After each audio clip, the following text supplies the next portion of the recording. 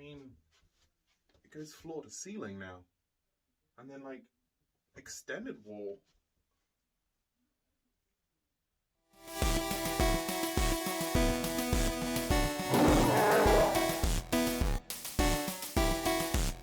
Hey guys, welcome to the Bear's Den. My name is CODENAMEBIGBEAR or Stuart, if you want to call me by my first name. Welcome to the Bear's Den. Today we are going to be talking about, well, a re-release.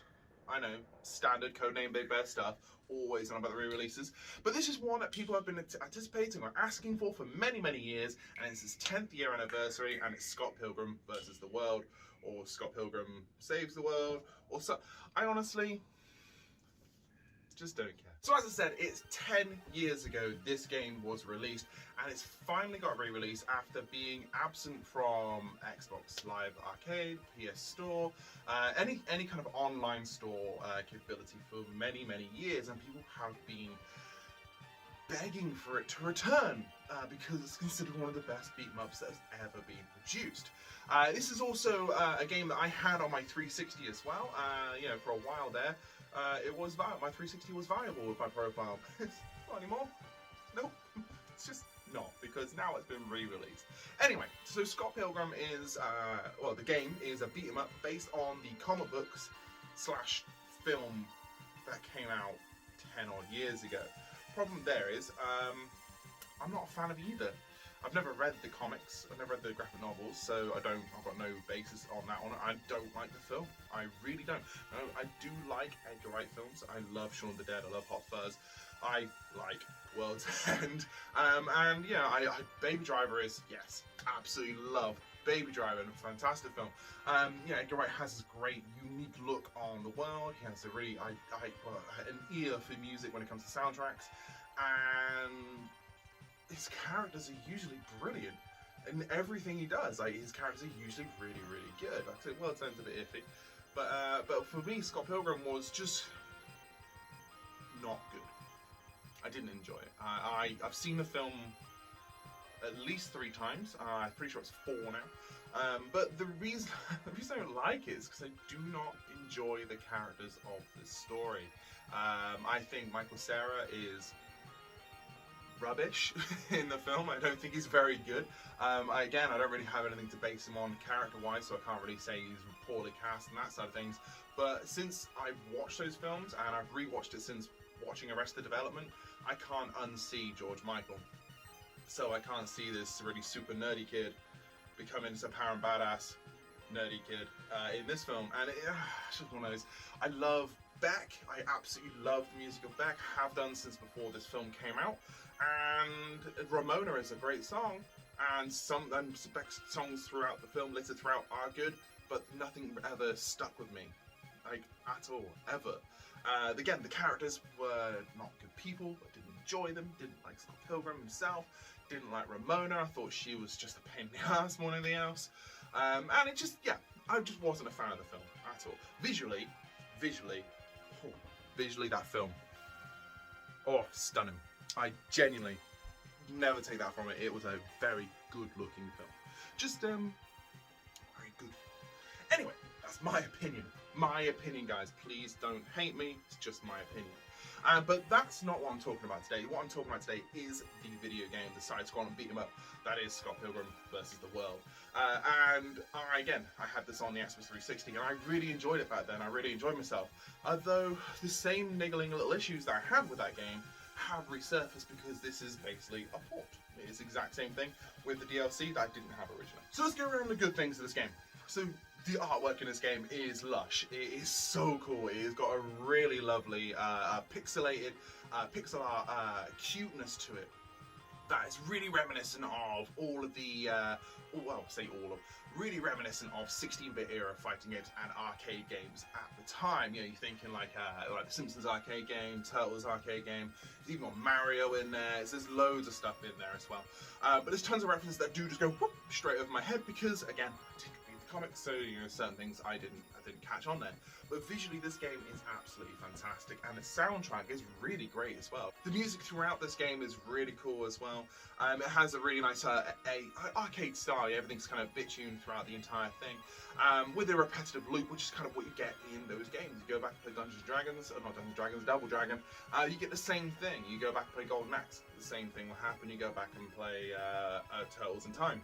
Yeah, you get the same loop over and over, and most games have that kind of thing going on. I will say, after a solid 3 hours of playing, some of those tunes did grate me a little bit, just because it's the same, at least for the first couple of levels anyway, it's the same tune kind of varied up, which was a little bit annoying. But that's not really a problem, to be honest. Again, you can always turn it off and put your own music on. It's not really an issue. You don't need sound with this game. Talking about sound, the sound effects throughout this game are really cool. The impact of hitting the other characters was really great fun. It had this really great impact. Every time you use a weapon to hit somebody, it has this nice crunchy sound, which is always good fun. And again, this kind of crunchy, arcadey, beat-em-up sound that always comes with it as well. How it plays is really great. You start off with a basic character, basic moves: kick, punch, jump, jump, kick, jump, punch. And that's pretty much it. As you level up, you kind of gain basic moves. So you can do like a down kick. I played as Scott Pilgrim, by the way, just this entire time, so all the footage you're going to see is just me playing as Scott. Now, you do kick, punch, obviously all your standard moves that you would get, I think, as you go. But as you level up, you get the ability to back punch, or back kick.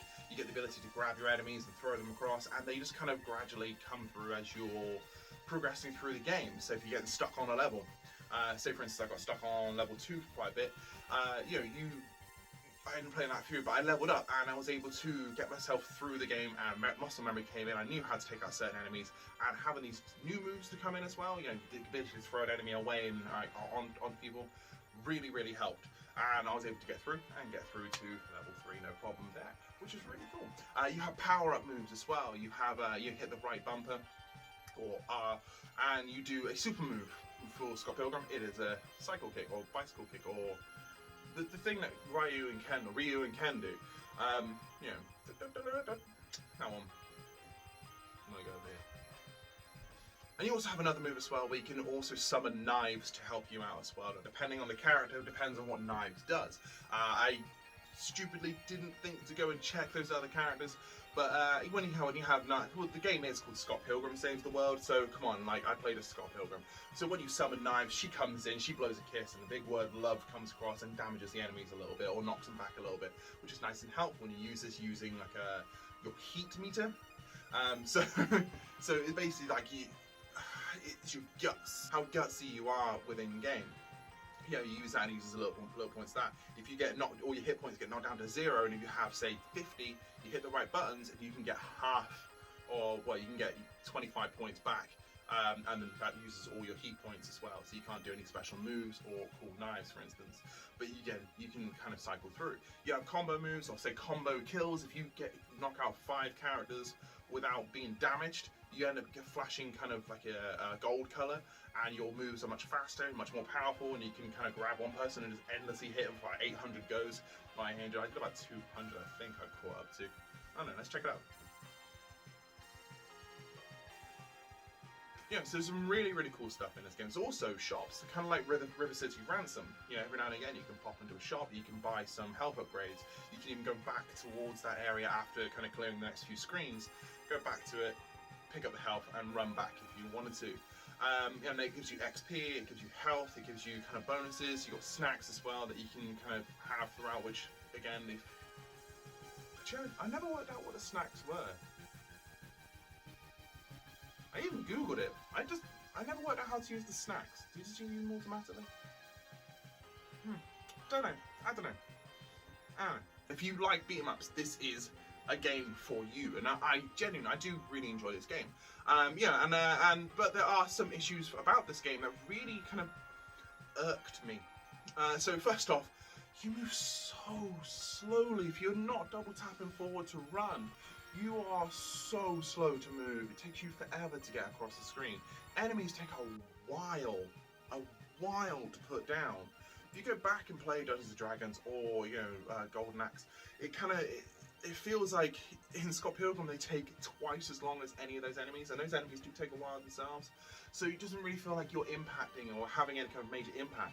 Your enemies can block insane amounts of damage. You can hit them with a baseball bat, and they can just block forever, and they will just spam block you the entire time. And you can hit that bat, and if this is real life, if I blocked a bat with my arm will probably break, and then the next one, I'm holding my arm and I'm getting hit in the head. Just one block, fine, I'd allow that in a game, but no, maybe even two.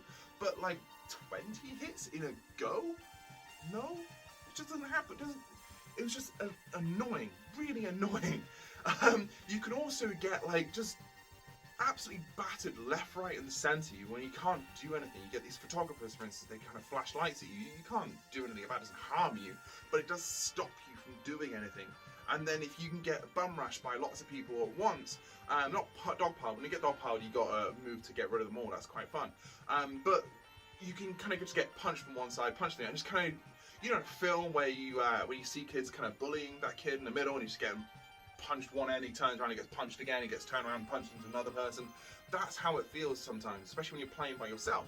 You know, obviously if you have somebody else there with you, that's a little bit easier. And then you also get hit from things off screen. I hate off-screen hits. That drives me nuts. All of a sudden, you're in one bit and you just get a bullet from out of nowhere hit you, and you're on the floor, paralyzed, in fire for whatever reason. It's so irritating, not knowing where those enemies are coming from. Again, I kind of get it. I understand why that is the case, because you can go back and forth through the screens. But if they're coming from like the screen that's where you're heading towards, so you're going towards the right side of the screen, coming from there, that's not fair. If they're coming from behind you, you kind of killed everyone back there. They shouldn't really come behind you. But either way, that's kind of standard affair when it comes to beat 'em ups. And again, Scott Pilgrim does this very, very well, and yeah, I think it's a very good game, and I'd fully recommend you buying it, playing it. It's only $11.99, for instance.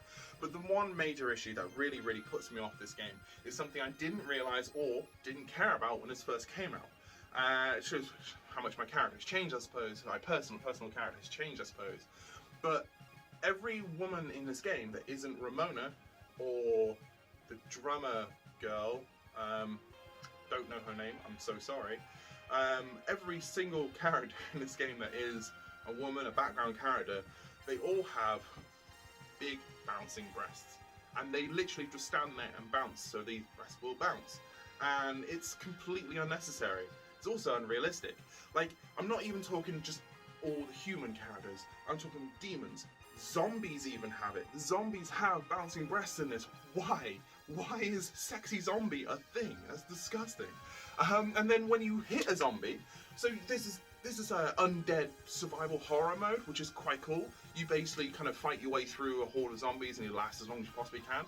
The male zombies will just kind of fall to the ground or fall backwards. Female zombies, every single time, will not lie on their back, will not lie forward. They will drop to the knees, fall forward flat on their face, so their ass is in the air and their knickers are exposed. Why? Why? Especially in 2021. Why is that a thing? It really, really puts me off this game. I would recommend this game to people to play, as I said. It is a great game. It is a really good beat 'em up, and having it on the Switch as well is fantastic. Having this on the go, being able to just have your Joy-Cons and split them up so you can play with somebody else. Great idea. The fact it's got online multiplayer is fantastic. It's got these battle royale modes. It's got survival of the dead. It's got a dodgeball mode. It's got all sorts of really cool things going on there. But the fact that it treats its female characters like this, it honestly upsets me. It's just one to think about, guys. I would have bought this game. It was just a great game. It's just one tiny thing that really, really bothers me, and I just think, you know, it's something you should think about.